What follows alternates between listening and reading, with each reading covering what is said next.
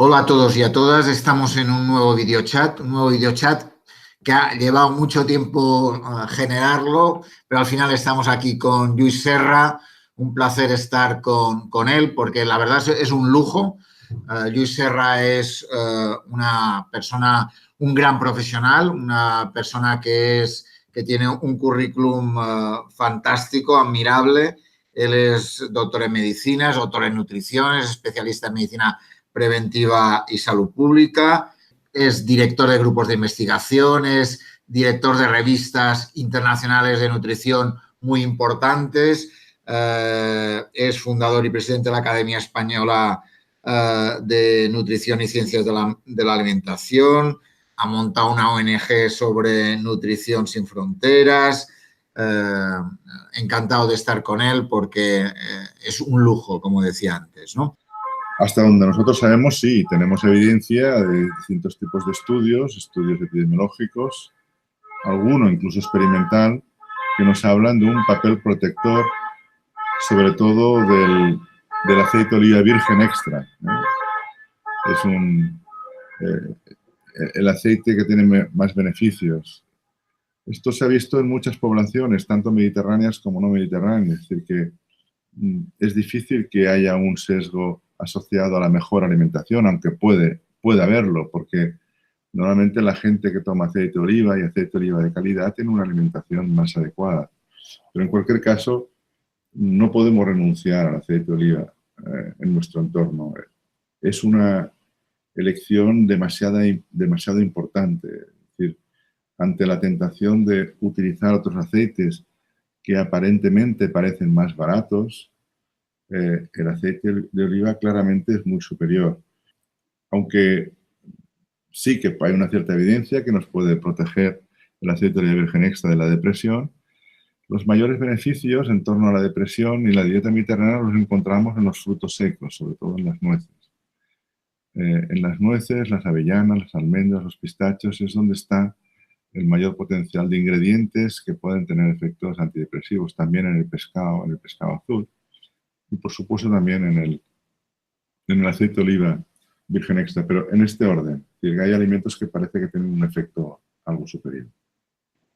Los aceites tendríamos que dividirlos en dos tipos, ¿no? Los aceites que utilizamos nosotros en casa y que compramos para aliñar, para cocinar o para freír, y los aceites que nos pone la industria en los productos procesados.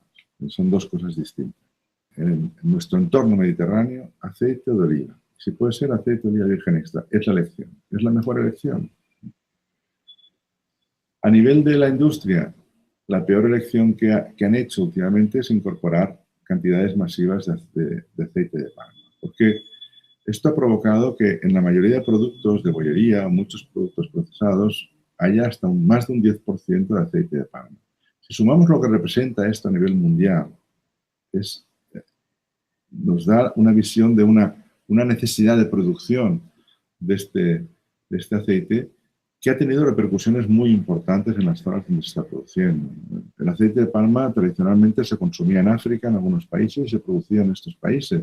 En el momento en que la industria decide incorporarlo en las galletas, en la bollería, en todos lados, tienen que empezar a producirlo, pues, islas o países de otros continentes como el sudeste asiático. Y esto está erosionando muchas zonas geográficas. Estamos hablando del orangután, pero no solo es el orangután, son cantidades de selva que se están deforestando para plantar palma. No es la opción, no es la opción. Ni saludable, ni desde el punto de vista saludable, esta grasa vegetal saturada es la opción mejor. Es de las peores que hay. Y por supuesto el aceite de girasol a nivel de industria, y si encima el girasol es rico en oleico, es una opción muy buena y mucho más sostenible que el aceite de palma. La alimentación es importante en el paciente que ya tiene cáncer. No solo es importante para prevenirlo, sino también el paciente que ya lo tiene. Y normalmente, salvo localizaciones específicas, volvemos a las mismas recomendaciones de una dieta mediterránea lo más fiel posible y con las mínimas excepciones posibles, y consumo de acero. Esto sería clarísimo en estos casos. Yo, en un momento en el cual pues, el azúcar representa un problema importante en buena parte de nuestra población, el consumo excesivo de azúcar, sin qué duda cabe. El otro día leí un artículo que me gustó mucho, también del grupo de Harvard, de Walter Willett, que decía que los pacientes con cáncer de colon que reducen el consumo de azúcar y lo sustituyen por edulcorantes artificiales tienen menos recidiva y mayor supervivencia de cáncer de colon. Es un estudio que me llamó la atención, ¿no? Porque se hacen muy pocos estudios en pacientes con cáncer para ver qué tipo de alimentación puede favorecer el mejor resultado, ¿no? Yo creo que en torno al paciente oncológico habría de haber más investigación acerca de las posibilidades de la nutrición y de la alimentación. Y sobre todo no hacer caso a chiflados que nos dicen que la alimentación nos va a curar el cáncer, porque esto no es cierto. La alimentación no va a curar el cáncer a nadie.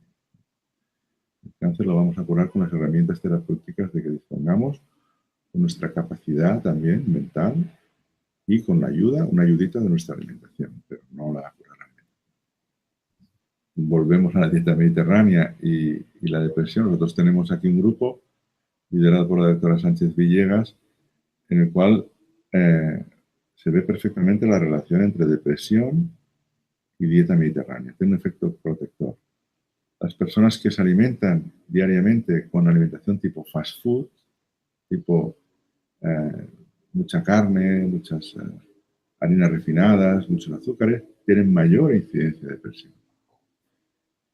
Y sin embargo, estas cadenas llaman a su modelo alimentario infantil Happy Meal, cuando la verdadera Happy Meal es la dieta mediterránea, es la que nos hace más felices. Y un paciente con cáncer que sea feliz, ayudado por su alimentación, va a afrontar mejor su enfermedad, seguro. Específicamente para el cáncer de mama, yo no me atrevería a decirlo, ¿no? Es decir, las evidencias no son muy concluyentes. Pero en general no es perjudicial y en cambio sí es beneficioso para muchas otras patologías, como sobre todo la patología cardiovascular y también alguna patología neurológica ligada a deterioro cognitivo.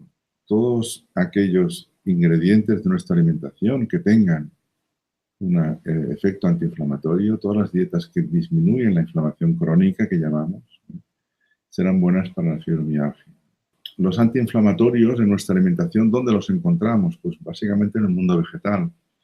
Por supuesto en las frutas y las hortalizas, también en el aceite de oliva virgen extra, también en los frutos secos, también en algunas legumbres. Ahí está todo el arsenal, digamos, terapéutico y antiinflamatorio en el té, por ejemplo, también un poco en el café, un poquito de vino. Ahí está toda digamos, el arsenal antiinflamatorio al que podemos recurrir en caso de fibromialgia o en general en caso de dolor, ¿no? Porque al fin y al cabo los mecanismos que regulan la inflamación y el dolor pues, son comunes en muchas patologías. Ahora, de aquí a decir qué alimento, esto es lo que no debemos caer en la tentación, porque tenemos que hablar de patrones. Y cuando hablamos de patrones, tenemos que hablar del patrón de dieta mediterránea, que es el más conocido y el que tiene ventajas, digamos, más evidentes. Cuando empezamos ya a poner mucho de un alimento y a quitar de otro y esto, entonces estamos haciendo cambios que no siempre van a dar los resultados esperados. Hemos hecho algún análisis, alguna investigación en relación con enfermedades obstructivas crónicas y alimentación. Y las frutas, sobre todo las verduras y las hortalizas, las ensaladas, es lo que mejor rendimiento, mejor resultado da. Aumentar, pero hasta la exageración, el consumo de hortalizas y de verduras. No significa una ración al día, no. Estoy hablando de 5, 6, 7, 8, 10 veces al día. Es decir, raciones importantes. Esto va a tener un efecto positivo. No sabemos muy bien por qué, si son por algunos carotenos presentes en las verduras, pero el efecto se observa en muchos pacientes y, de hecho, a nivel preventivo, sabemos que las personas, incluso fumadoras, que tienen un consumo alto de frutas, verduras y hortalizas, tienen menor incidencia de TOC que las personas que tienen un consumo bajo. Yo creo que uno de los elementos más importantes que tenemos frente a la enfermedad renal es el aporte de agua y el aporte de sal. Reducir los alimentos, el consumo muy altos de sal y aumentar el consumo de agua. Es la mejor recomendación que como especialista en nutrición puedo dar a estos pacientes. Una serie de recomendaciones alimentarias, pero ligadas a estos dos grandes ejes, menos sal y más agua. Siempre preferiblemente pescado, siempre preferiblemente pescado. La carne tampoco hay que tener carnofobia, pero tiene dos componentes. En primer lugar, un consumo alto de carne se asocia a determinados tipos de cáncer, como el cáncer de colon. Pero yo creo que lo más importante es que el sistema actual de producción de carne que tenemos planteado tiene una huella medioambiental muy alta y está teniendo repercusiones importantes en algunos elementos de la agenda del cambio climático. Por tanto, si moderamos el consumo de carne, sobre todo de vacuno, mejor. Y si acaso en consumir carne de otros animales, como puede ser pues, el conejo o el pollo, por ejemplo. Y tenemos que pensar muchas veces, también como pacientes, que nuestra salud es lo más importante, pero la salud del planeta también lo es y, por tanto, algunas de nuestras opciones tienen que ir encaminadas a proteger también la salud del planeta. Mejor el pescado azul y, a ser posible, de tamaño no muy grande. Es decir, los pescados grandes representan el final de la cadena trófica y entonces son peces que se comen a peces más pequeños, peces más grandes que se comen a estos peces más pequeños, y al final el gran pez, el gran atún o el tiburón o el gran pez espada que se come. Entonces se acumula algunos metales pesados como el mercurio y por tanto en especies grandes o muy grandes no hay que abusar de ellas tampoco. Siempre mejor pequeñas, pequeñas caballas, sardinas, anchoas, son pescados ideales, ¿no? Y con una cantidad de lo que llamamos ácidos grasos omega 3 muy alta, que también nos va bien para la depresión, también nos va bien para el dolor, por tanto tienen unos componentes claramente beneficiosos. Hoy sabemos que en la cantidad de colesterol que tiene un huevo influye muy poco en el colesterol de nuestra sangre. Es decir, hay otros elementos que influyen más, como son la cantidad de grasas saturadas que consume, o incluso la cantidad de azúcares que puede consumir uno, pero no la cantidad de colesterol. Y el huevo lo que tiene sobre todo es colesterol y buenas proteínas. Por tanto, vamos a poner un límite, pero racional, en torno a 4 o 5 huevos a la semana, 6. Pero incluso si alguien se quiere tomar un huevo al día, tampoco pasa nada. Es decir, no, a menos que tenga un problema de colesterol y que su médico, su profesional sanitario le haya prescrito una reducción en el consumo de algunos alimentos, pero generalmente el huevo no es el problema. Y si encima son huevos de gallinas felices, podemos estar tranquilos. Es más importante de lo que la gente cree beber agua, porque cuando no bebemos, llegamos de una forma muy rápida a un estado de deshidratación leve. A nivel cerebral es importante. Para la capacidad de concentración, para la capacidad de manejo, por ejemplo, de maquinaria o de un coche, para la velocidad de las ciertas respuestas. Y también es muy importante desde el punto de vista digestivo y desde el punto de vista renal, ¿no? Tener un consumo adecuado de agua. Se necesitan 2 litros las mujeres y 2,5 litros los varones, contando el agua que proviene de las bebidas, o sea, del agua fundamentalmente líquida y de los alimentos. Pensemos que, por ejemplo, hay alimentos como las ensaladas que son 80% agua. Por tanto, son alimentos líquidos prácticamente. O las frutas.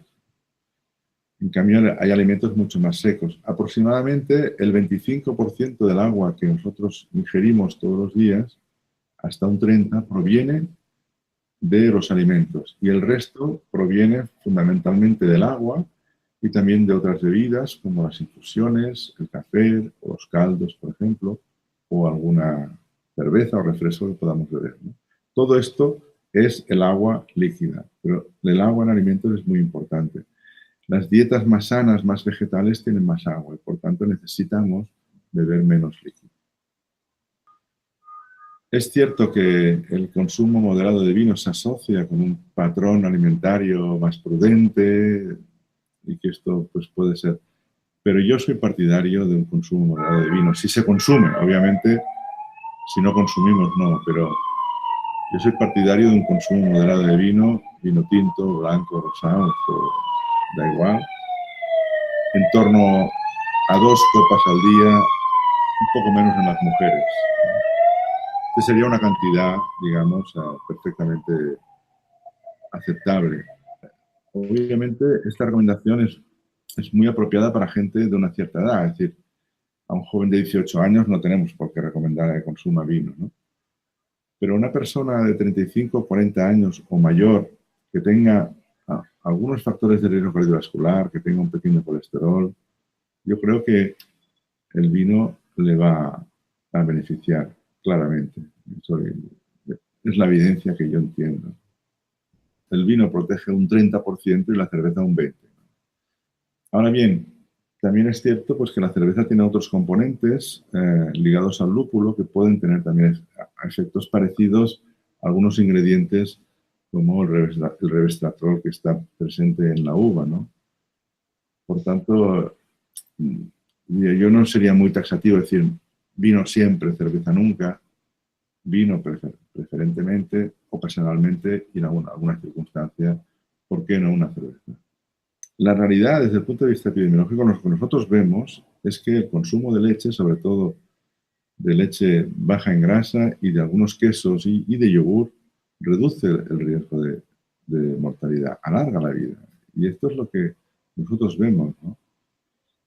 El hombre bebe leche después del destete, pero también conduce coches y juega golf y hace muchas cosas que los animales no hacen, ¿no? Porque no podemos juzgar solamente el hábito de consumo porque no lo hagan el resto de mamíferos.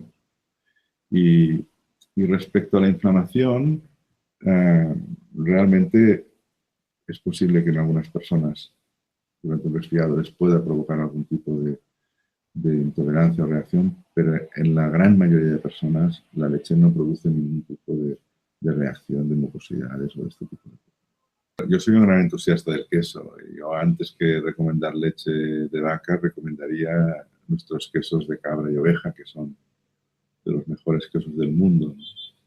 Y que a ser posible consumiéramos quesos del lugar. ¿Sí?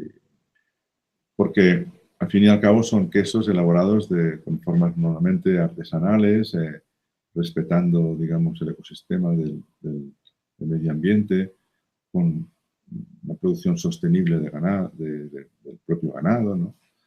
Y realmente pues, tienen un sabor y unas calidades extraordinarias. Y si existe transhumancia, entonces mucho mejor, porque resulta que el ganado no va a estar estabulado, va a estar caminando y va a buscar los mejores pastos. Y los mejores pastos están las mejores hierbas, las mejores flores y los mejores ingredientes para este queso, ¿no? Por lo tanto, es que no se puede comparar. A veces deberíamos reorientar nuestras prioridades en cuanto a inversión monetaria y a lo mejor no comprar tantos móviles y tantos televisores y dedicar un poco más de dinero a nuestra alimentación.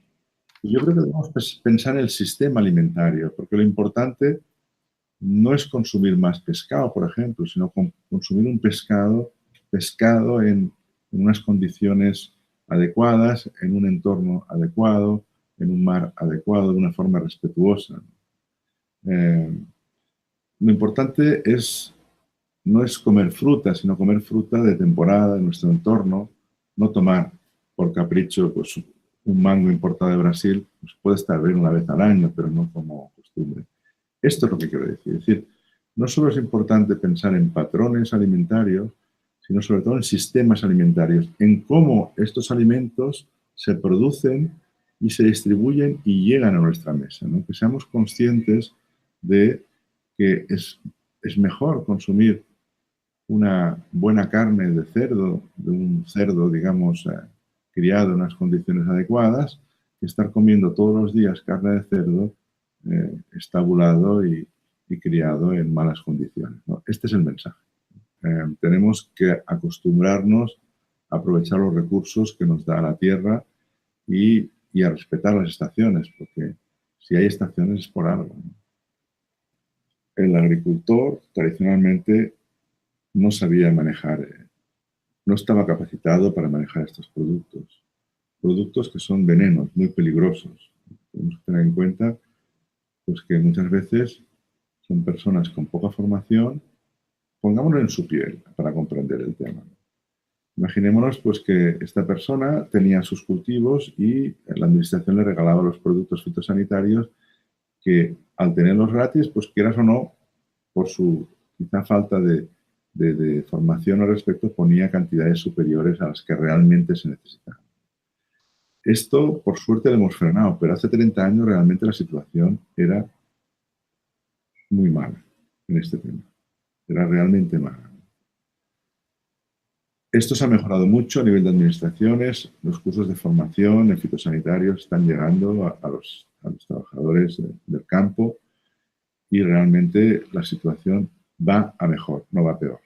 Por tanto, en esto hay que ser optimistas, porque estamos mejorando mucho la situación.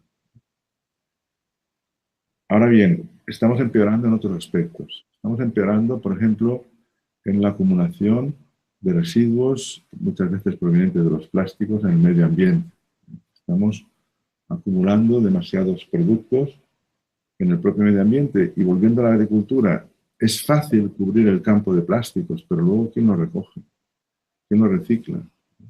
¿Dónde va todo este plástico cuando queda viejo y obsoleto?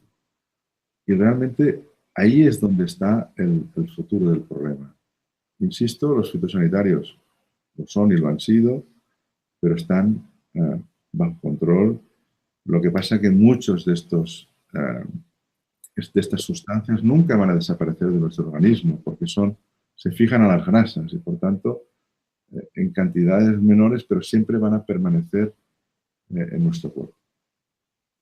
Yo pienso que ha llegado el momento de que en el centro de la elaboración de los productos haya nutricionistas formados específicamente para ello y que tengan una visión transversal del problema, ¿no? Y que realmente la nutrición esté digamos, como primera prioridad, la salud, la nutrición, la sostenibilidad, etc. La seguridad, afortunadamente, la hemos conseguido y la tenemos. Ahí siempre hay algunos riesgos, por supuesto, pero son riesgos mínimos. El sistema funciona y el consumidor tiene que estar tranquilo. Ahora bien, la información es clara o veraz. Veraz y clara no tanto, porque el etiquetado muchas veces es difícil de leer y de entender. Y realmente esto es una asignatura pendiente, ¿no? Hacer etiquetados que puedan ser comprendidos mejor. Incluso a lo mejor aprovechar las nuevas tecnologías para poder leer mejor el etiquetado, no lo sé, pero esto sin duda es una asignatura pendiente. Vemos que haciendo ejercicio físico, combinando el ejercicio moderado, que sería caminar, con algún ejercicio vigoroso a la semana, podemos reducir la mortalidad hasta casi el 40%. Es decir, la posibilidad de mejorar nuestra expectativa de vida haciendo ejercicio es importante. Son dos cosas distintas. Una cosa es la alimentación y otra cosa es el ejercicio físico. Pero si hacemos ejercicio físico y nos movemos, a lo mejor podemos comer un poquito más. Y podemos disfrutar un poquito más de nuestra comida y nuestros productos, ¿no? Pero lo importante es que haya un cierto equilibrio a los que nos gusta comer más, que hagamos más ejercicio y pues, a la gente que come menos, a lo mejor no es necesario que haga tanto ejercicio, pero tiene que haber un cierto equilibrio. Se ha visto que los carbohidratos en la mortalidad tienen como una forma como de U. Es decir, consumos muy altos o consumos muy bajos se asocian a mayor mortalidad, ¿no? Desde un punto de vista epidemiológico. Los consumos, digamos, que se asocian a menor mortalidad están aproximadamente entre el 40 y el 50% de la energía, aproximadamente. ¿Qué es lo que recomendamos nosotros? ¿Qué quiero decir con esto? Que las personas que están recomendando dietas muy bajas en carbohidratos, que son hiperproteicas, por ejemplo, para perder peso, deberían tener en cuenta que a lo mejor estas dietas pierden peso, pero respecto a la mortalidad a largo plazo no son beneficiosas. Entonces, ¿de qué nos sirve perder peso si no va a tener un efecto positivo sobre nuestra salud? Es absurdo. Igualmente, en el otro extremo, las dietas muy ricas en carbohidratos, que tienen más del 55% de energía en forma de carbohidratos, también se asocian con mayor mortalidad, aunque eso también está relacionado también con un menor poder adquisitivo. En la alimentación, más que en ninguna otra cosa, el paciente individualmente dentro de una familia no puede cambiar su alimentación. Hay cambios que requieren cambios estructurales, cambios del sistema alimentario, porque uno no puede modificarse su alimentación o los hábitos muchas veces de compra si no se producen estos cambios. Por tanto, una labor importantísima. La nutrición hoy en día está viviendo cambios importantes. Parece que estamos reseteando nuestra alimentación y que tenemos que resetear nuestro sistema alimentario. En parte es cierto, pero yo creo que no es bueno nutrirse siempre de grandes titulares. Yo creo que tenemos en nuestra tradición, en nuestra cultura, el mejor modelo alimentario y por tanto lo que tenemos que hacer es recuperar estas tradiciones, estas recetas de nuestras abuelas, de nuestras madres y preservarlas para que las sigan consumiendo nuestros hijos y nuestros nietos. Porque la parte cultural de la alimentación para mí es tan importante como la parte sanitaria o la parte medioambiental, ¿no? Es decir, es un elemento fundamental, tan importante como una lengua. No podemos vivir de espaldas a nuestra cultura. Y la alimentación es una parte fundamental de nuestra cultura. Por tanto, mi comentario final sería también tenemos que alimentarnos bien para ser fieles a nuestra cultura.